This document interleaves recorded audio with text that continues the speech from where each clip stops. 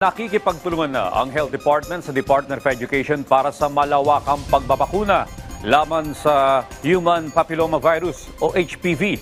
Si Bien Manalo sa detalye live. Bien? Audrey, isinusulong ng Department of Health ang pagpapaigting ng bakunahan laban sa iba't ibang sakit, lalo't higit ang Human Papillomavirus o HPV.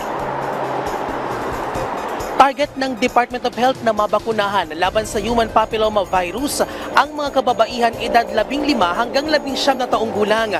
Dahil dito, nakikipagtulungan na ang Health Department sa Department of Education para sa malawakang pagbabakuna.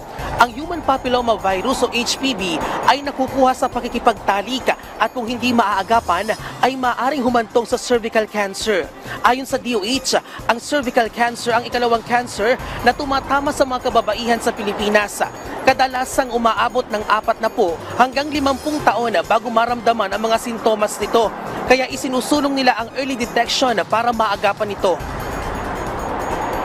Kaya part din po ng strategy in eliminating cervical cancer is the screening na at by age 35. Kasi if they are exposed to at an earlier age, if they are captured by screening at that age, at least we can already initiate treatment by that time. Samantala, tinalakay din ng vaccine hesitancy. Ilan sa hamon na kinaharap ng healthcare workers sa pagbabakuna ang misinformation at lack of education ng mga tao sa vaccination.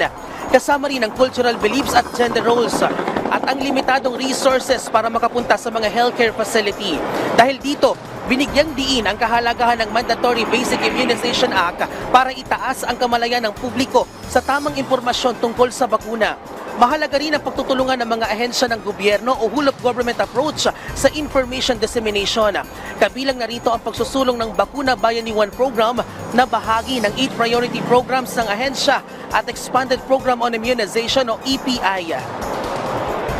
There are still a lot of barriers to immunization. That's why we still have to talk about those. They have to debunk that myths.